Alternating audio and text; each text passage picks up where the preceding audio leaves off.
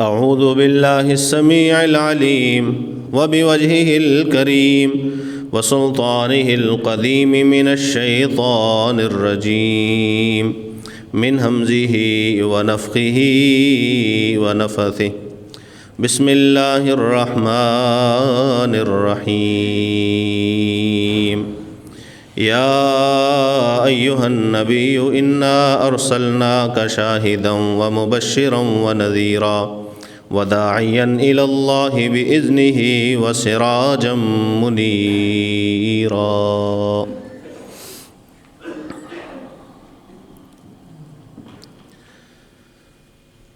اللہ رب العزت نے مسلمانوں کی تربیت کے لیے اپنے رسولوں کو مبعوث فرمایا، تو ہر ایک رسول کو اللہ رب العزت نے جیسے انسانی فطرت ہے اسی کے مطابق اللہ رب العزت کے احکامات پہنچانے کی ذمہ داری لگا دی گئی، اور فطرت کیا ہے کہ ایک انسان کو سمجھانے کے لیے یا اس سے کوئی کام کروانے کے لیے دو طریقوں میں سے ایک طریقہ جو ہے وہ کارگر ہوتا ہے، یا تو اسے ڈرا کے کام لیا جاتا ہے یا پھر اسے لالچ دے کے ترغیب دلا کر امید دے کر پھر اس سے کام نکلوایا جاتا ہے، کام لیا جاتا ہے۔ ایسے ہی اگر کسی چیز سے روکنا ہے تو بھی یہی دو چیزیں، یا تو اسے ڈرایا جائے گا کہ اس کے نقصانات ہیں، یا اسے ترغیب دی جائے گی کہ نہیں، اس سے بہتر جو ہے نا وہ یہ چیز ہے، اس طرف سے بہتر یہ طرف ہے، یہ سائیڈ ہے، یہ عمل ہے۔ تو اللہ رب العزت نے بھی نبیوں کی ذمہ داری یہ لگائی کہ آپ لوگوں نے ترغیب بھی دلانی ہے اور ڈرانا بھی ہے، دونوں کام کرنے ہیں۔ نہ تو کوئی انسان وہ اس قدر خوف زدہ رہے کہ ڈرایا جائے کہ وہ نا امید ہی ہو جائے، امید ہی چھوڑ بیٹھے، ایسا بھی نہیں کرنا، اور نہ ہی امید اتنی دلانی ہے، خوشخبریاں اتنی سنانی ہیں کہ اسے کوئی خوف ہی نہ رہے۔ ایمان خوف اور امید کے درمیان ہے، بلکہ امام ابن قیم رحمہ اللہ تعالیٰ فرماتے ہیں کہ جو خوف اور امید ہے وہ ایمان کے دو پر ہیں، دونوں پر اگر پرندے کے سلامت رہیں وہ پرواز کر سکتا ہے، اگر دونوں پروں میں سے ایک پر نہ رہے وہ پرواز نہیں کر سکتا۔ خوف بھی اور امید بھی، خوشخبری بھی اور ڈراوا بھی۔ قرآن مجید میں آپ جہاں پر اللہ رب العزت کی رحمتوں کا، عنایتوں کا، انعامات کا، آسانیوں کا تذکرہ پڑھیں گے، وہیں ساتھ ہی یا اس سے پہلے یا اس کے بعد میں اللہ رب العزت ساتھ اپنے عذاب سے بھی ڈرائیں گے۔ قرآن مجید میں جو جہنم کا تذکرہ ہے وہ کس لیے ہے؟ ڈرانے کے لیے، جہنم کی سزا کا، عذاب کا، جہنم کی آگ کا، جہنم کی جکڑ کا، جہنم کی سردی کا، یہ سب ڈرانے کے لیے ہے۔ اور جو اللہ رب العزت قرآن مجید میں لفظ تقوی استعمال کرتے ہیں متقی کسے کہتے ہیں؟ جو خوف کھاتا ہے، جو ڈرتا ہے اور ڈر کی وجہ سے برے عمل چھوڑے رکھتا ہے۔ اگر قریب جاتا ہے تو وہ جو اس کا تقویٰ ہے، اس کے دل کے اندر اللہ کا ڈر ہے، وہ اندر سے اسے آواز دیتا ہے، اسے سمجھاتا ہے کہ اس کے نقصانات ہیں، یہ گناہ ہے، اللہ کی ناراضی ہے۔ ڈرایا بھی ہے اللہ تعالیٰ نے۔ بعض لوگوں کا یہ نظریہ اور خیال بن چکا ہے کہ لوگوں کو ڈرایا نہ جائے، ڈرایا نہ جائے، حالات جہنم نہ بیان کیے جائیں، بلکہ ترغیب دی جائے، اچھی باتیں، اللہ کے انعامات، اللہ کے احسانات، اس کی رحمتیں، اس کی بخشش، اس کی چھوٹ، یہ ساری چیزیں سنائی جائیں تاکہ لوگ رغبت رکھیں اور اللہ کی طرف آئیں۔ اگر صرف ترغیب ہی دی جائے تو یہ تو تبلیغ کا شرعی طریقہ ہی نہیں ہے۔ تبلیغ کا شرعی طریقہ وہی ہے انبیاء اور رسل والا، بشیر اور نذیر۔ رسول اللہ صلی اللہ علیہ وسلم کو کہا گیا، بلکہ ہر ایک نبی کو، ان تقولوا ما جاءنا من بشیر ولا نذیر۔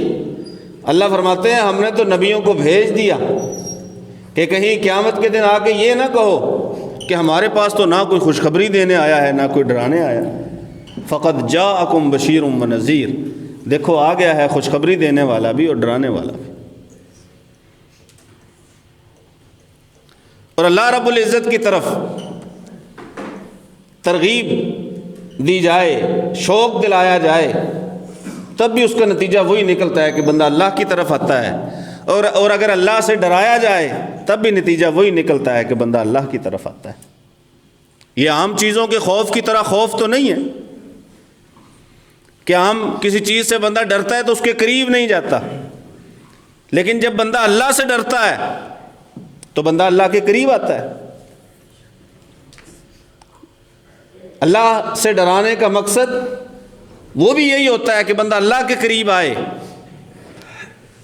اور اللہ رب العزت کی رحمتیں اور اللہ کی نعمتیں، احسانات وہ گنوانے کا یا امیدیں دلانے کا مقصد بھی یہی ہوتا ہے کہ بندہ اللہ کے قریب آئے۔ تو ڈرانا برا نہیں ہے،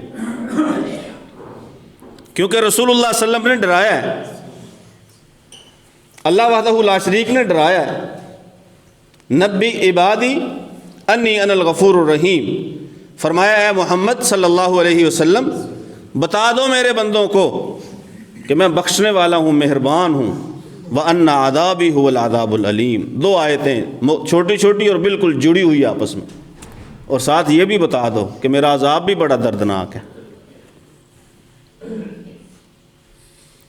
ترغیب اور ترہیب، ڈرانا بھی اور شوق بھی دلانا، یہ اللہ رب العزت نے انداز تبلیغ اختیار فرمایا ہے قرآن مجید میں، اور رسول اللہ صلی اللہ علیہ وآلہ وسلم نے اپنے فرامین جہنم سے اس قدر ڈرایا۔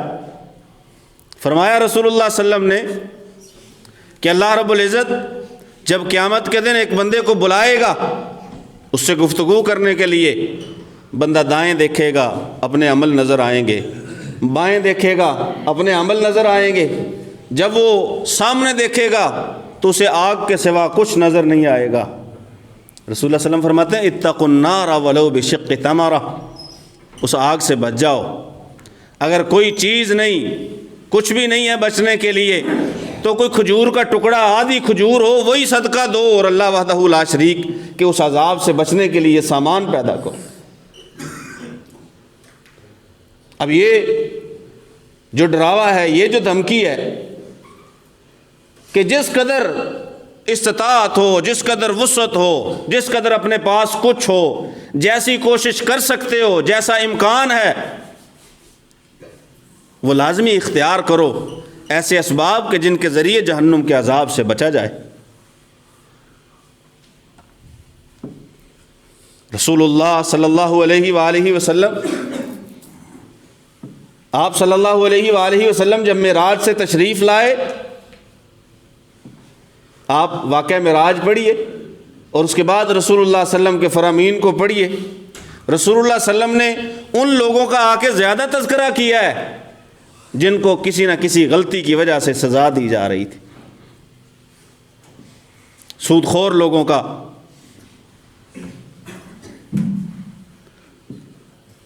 تذکرہ، یا اور دوسرے نافرمانوں کا، وہ رسول اللہ صلی اللہ علیہ وسلم نے آ کے کہا کہ انہیں یہی عذاب دیا جا رہا تھا۔ اللہ کی عبادت سے غافل رہنے والوں کا تذکرہ، عبادت کے وقت میں سوئے رہنے والوں کا تذکرہ، وہ رسول اللہ صلی اللہ علیہ وسلم نے آ کے بتلایا۔ تو ڈرانا جو ہے، لوگوں کو ڈرانا، خوف دلانا اللہ تعالیٰ کا، اس کا بھی نتیجہ وہی نکلتا ہے جو ترغیب دینے کا نکلتا ہے کہ بندہ اللہ سے ڈرتا ہے تو اللہ کے قریب آتا ہے۔ اور یہ انسان کی فطرت میں بھی ہے۔ اگر اسے خوف نہ ہو، اگر اسے ڈر نہ ہو، اگر مجرم کو جرم کی سزا کا ڈر نہ ہو، وہ جرم چھوڑ دے گا۔ اگر اسے خوف ہی نہ ہو، خطرہ ہی نہ ہو کہ مجھے کوئی سزا ملنی ہے، مجھے سزا کون دے سکتا ہے، سزا تو ہے ہی نہیں، مجرم جرم کرتا چلا جائے گا۔ اس لیے اللہ وحدہ لا شریک نے قرآن مجید میں جگہ جگہ ڈرایا ہے، اور پھر ڈرانے کے مختلف انداز ہیں۔ فَكَيْفَ إِذَا جِئْنَا مِن كُلِّ أُمَّةٍ بِشَهِيدٍ وَجِئْنَا بِكَ عَلَىٰ هَٰؤُلَاءِ شَهِيدًا۔ اللہ وحدہ لا شریک فرماتے ہیں کہ اے پیغمبر صلی اللہ علیہ وسلم، وہ منظر قیامت کیسا منظر ہوگا کہ جب ہم ہر ایک امت میں سے ایک گواہ لے کے آئیں گے، ہر امت میں سے ایک گواہ۔ وَجِئْنَا بِكَ عَلَىٰ هَٰؤُلَاءِ شَهِيدًا، اور یہ جو تیرے ماننے والے ہیں ان پر ہم تجھے گواہ بنا کر لائیں گے۔ لِتَكُونُوا شُهَدَاءَ عَلَى النَّاسِ وَيَكُونَ الرَّسُولُ عَلَيْكُمْ شَهِيدًا۔ اللہ وحدہ لا شریک فرماتے ہیں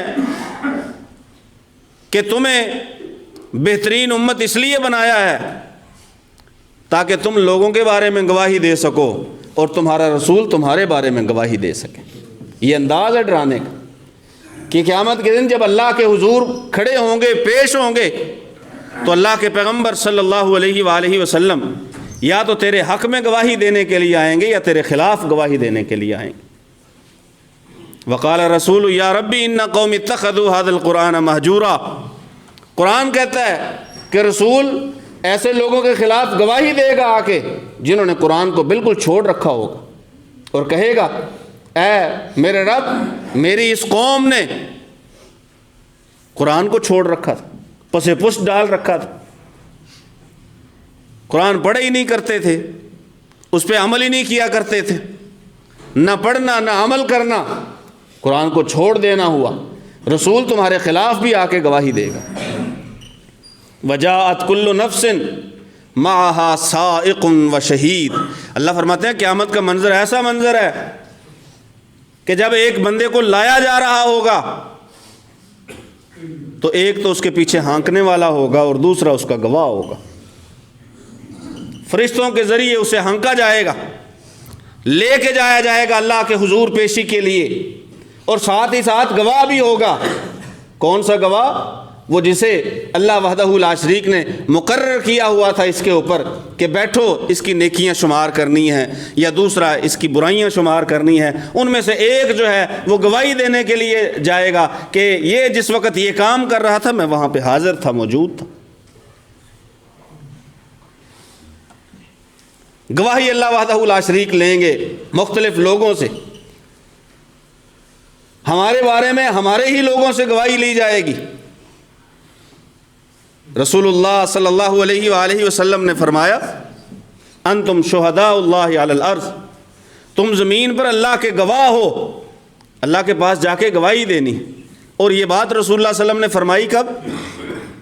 جب ایک میت کو لایا جا رہا ہے، رسول اللہ صلی اللہ علیہ وسلم نے فرمایا کہ جو میت ہے اس کے پاس جو ہے وہ خیر کی باتیں کیا کرو۔ یہ فرمان ہے رسول اللہ صلی اللہ علیہ وسلم کا، اچھی باتیں کرو گے فرشتے ان پہ آمین کہیں گے، اگر بری باتیں کرو گے ہم مر گئے برباد ہو گئے رہا کچھ نہیں، تو فرشتے اس پہ آمین کہیں گے۔ میت کو لایا جا رہا، کچھ لوگ کھڑے ہیں اس کی تعریف کر رہے ہیں، اچھا بندہ تھا، نیک آدمی تھا، کسی کو تکلیف نہیں پہنچاتا تھا، کوئی سے تنگ نہیں تھا، اچھی زندگی گزار گیا۔ رسول اللہ صلی اللہ علیہ وسلم نے فرمایا وجبت۔ دوسری میت کو لایا گیا، لوگوں سے سنا برا آدمی تھا، برا آدمی تھا، لوگ اس سے خوش نہیں تھے۔ رسول اللہ صلی اللہ علیہ وسلم نے فرمایا وجبت۔ جب آپ سے پوچھا گیا کہ آپ نے دونوں کے بارے میں فرمایا وجبت، یہ کیا واجب ہو گیا؟ فرمایا جس کی تعریف کی ہے اس پر جنت واجب ہے، اور جس کی تعریف، جس کے بارے میں برے لفظ کہے ہیں اس پہ جہنم واجب ہے۔ کیوں؟ انتم شہداء اللہ علی الارض، کیونکہ اللہ نے تمہیں زمین میں گواہ بنایا۔ رسول گواہی دے گا، فرشتے گواہی دیں گے، ہمارے اپنے ہی لوگ وہ گواہی دیں گے۔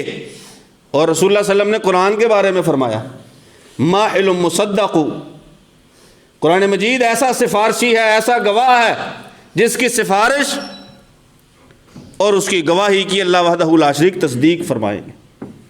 یہ جس کے بارے میں جا کے جھگڑ پڑے گا، یہ جس کا وکیل بن جائے گا، اللہ وحدہ لا شریک اس کی سفارش کو، اس کی وکالت کو، اس کی ترجمانی کو مانیں گے۔ ماحل مصدق، قرآن بھی گواہی دے گا، لوگ بھی، رسول بھی، فرشتے بھی۔ یہ انداز ہے اللہ وحدہ لا شریک کا ڈرانے کا، تاکہ لوگوں کے دلوں میں خوف رہے کہ ہمارے بارے میں گواہی وہ اللہ وحدہ لا شریک قیامت کے دن مختلف طریقوں سے لیں گے۔ قرآن میں اللہ حمیم سجدہ میں فرماتے ہیں شاہد علیہم السنتہم وایدیہم وارجلہم بما کانوا یعملون۔ قیامت کے دن انسان کے خلاف اس کے ہاتھ، اس کے پاؤں، بلکہ اس صورت میں لفظ ہے اور ان کی جلدیں، چمڑے، یہ گواہی دیں گے۔ قالوا لجلودہم لما شہدتم علینا، جب وہ وہاں سے فارغ ہوں گے، اپنا جسم اپنے خلاف گواہی دے چکا ہوگا، تو کہیں گے اپنی جلد سے ہمارے خلاف کیوں گواہی دے دی، ہمارے ہی خلاف گواہی دے دی، میری ہی چیزیں، میرے جسم کے ٹکڑے، میرا ہی حصہ، میرے ہی اجزاء اور میرے خلاف گواہی۔ وہ کہیں گے انطقنا اللہ الذی انطق کل شیء۔ آج وہ دن ہے کہ جیسے دنیا میں اللہ نے مختلف چیزوں کو زبانیں دی ہوئی تھی نا، آج اس نے ہمیں بھی زبان دے دی۔ زبان رکھنے والوں سے بھی گواہی، اور جس کے پاس زبان نہیں ہے گواہی دینے کے لیے، اللہ اسے بھی زبان دے دیں گے، پھر اس سے بھی گواہی لی جائے گی۔ قرآن کے بارے میں رسول اللہ صلی اللہ علیہ وسلم کا ایک اور فرمان ہے والقرآن حجۃ لک و علیک۔ قرآن تو پھر وہاں پہ تیرے خلاف جو ہے وہ دلیل بن جائے گی، یا تیرے حق میں دلیل بن جائے گی، یا تیرے حق میں یا تیرے خلاف ترغیب بھی ہے، ساتھ ہی ڈراوا بھی ہے کہ یہ گواہی تیرے خلاف بھی دے سکتا ہے قرآن، اور تیرے حق میں بھی دے سکتا ہے۔ یہ اللہ وحدہ لا شریک کا طریقہ ہے ڈرانے کا۔ قرآن مجید میں مختلف طریقوں سے اللہ وحدہ لا شریک نے اس چیز کو بیان فرمایا۔ چھپی نہیں رہے گی کوئی چیز، اور جب وہ وقت آئے گا جب نامہ عمل کھولا جائے گا، عملوں کی کتاب، اس کتاب کا اللہ رب العزت نے قرآن مجید میں تذکرہ فرمایا، بار بار فرمایا، تو بندہ پتہ کیا کہے گا، یہ ایک اور گواہ ہے۔ کتاب کھولی گئی، اب وہ پڑھ رہا ہے اپنی حالات زندگی، مالی حاظ الکتاب لا یغادر صغیرۃ ولا کبیرۃ الا احصاها، حیران پریشان، اور کہے گا اس کتاب کو کیا ہو گیا ہے، کیسی کتاب ہے، اس نے کیا کر دیا۔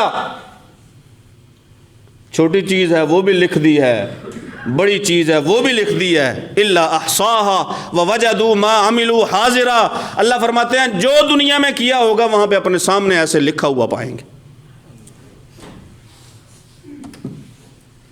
یہ ایک اور گواہی کی شکل ہے کہ اللہ وحدہ لا شریک اس کے نامہ عمل کو اس کے خلاف گواہی بنا دیں گے، بلکہ نامہ اعمال جس طریقے سے دیا جائے گا،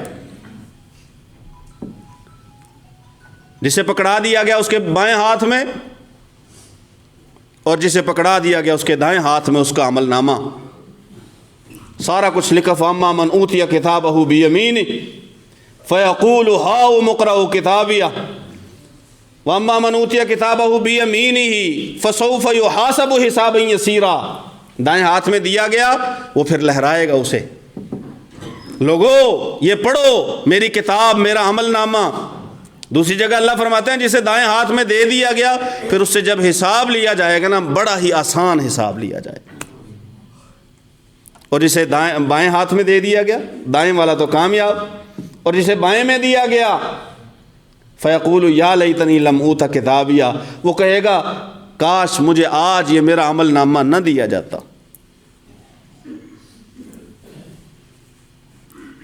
دوسری جگہ اللہ فرماتے ہیں فسوف یدعو ثبورا، عمل نامہ بائیں ہاتھ میں دیا گیا، کہے گا بس بربادی ہو جانی چاہیے، بلائے گا، دعوت دے گا بربادی کو، ہلاکت کو، کہ کاش وہ میرا پہلی بار مرنا ثابت ہو جاتا، اس کے بعد زندگی نہ ہوتی۔ وَيَصْلَىٰ سَعِيرًا، اللہ وحدہ لا شریک فرماتے ہیں بالآخر جہنم میں داخل ہوگا۔ کیوں؟ کتاب کی گواہی کی وجہ سے، کتاب کی گواہی، الفاظ کی گواہی، کتابت کی گواہی، بے زبانوں کی گواہی، پھر زمین کی گواہی۔ یومئذ تحدث اخبارها، قیامت کے دن اللہ وحدہ لا شریک زمین کو کہیں گے ہاں بھائی بتاؤ، ساری باتیں بتانے لگ جائے گی۔ اللہ فرماتے ہیں قال الانسان ما لها، انسان کہے گا زمین کو کیا ہوا، اسے کیا ہو گیا، یہ تو چلنے کے لیے، رہنے کے لیے، زراعت کرنے کے لیے، کاروبار کرنے کے لیے، یہ تو اس لیے بنائی گئی تھی۔ اللہ فرماتا ہے نہیں، اس دن جب باتیں بتائے گی تو پھر بندہ کہے گا نا اسے کیا ہوا، ادھر سے ارشاد ہوگا بھی ان ربک اوحی لہا، آج تیرے رب کا حکم ہے اسے کہ بول اور سارا کچھ بتا۔ زمین بھی گواہی دے گی، یہ اللہ کا نظام ہے جو تیری نگرانی کرتا ہے، جو تیری ایک ایک چیز کو، آواز بھی اللہ وحدہ لا شریک ریکارڈ کروا لیتے ہیں، الفاظ بھی ریکارڈ کروا لیتے ہیں، لکھوا بھی لیتے ہیں، سارا کچھ۔ اگر یہ کہے گا مکرے گا وہاں پہ میں نے تو کیا ہی نہیں ہے، اسے اس کی آواز بھی سنا دی جائے گی، اسے اس کی حرکت بھی دکھا دی جائے گی، یہ ویڈیو بھی دیکھ لے گا، یہ اپنی آواز بھی سن لے گا، اور اللہ وحدہ لا شریک کے سامنے پھر شرمسار ہو کے کھڑا ہوگا، یا لیتنی کنت ترابا، اور وہی کہے گا کاش میں بھی مٹی ہی ہو جاتا، کاش مٹی ہو جاتا۔ کون ہوگا یہ شخص؟ رسول اللہ صلی اللہ علیہ وآلہ وسلم نے فرمایا قیامت کے دن ایک سینگ والی بکری اور بغیر سینگ کے بکری کو لایا جائے گا، جنہوں نے دنیا میں سینگ والی نے بغیر سینگ والی کو مارا ہوگا،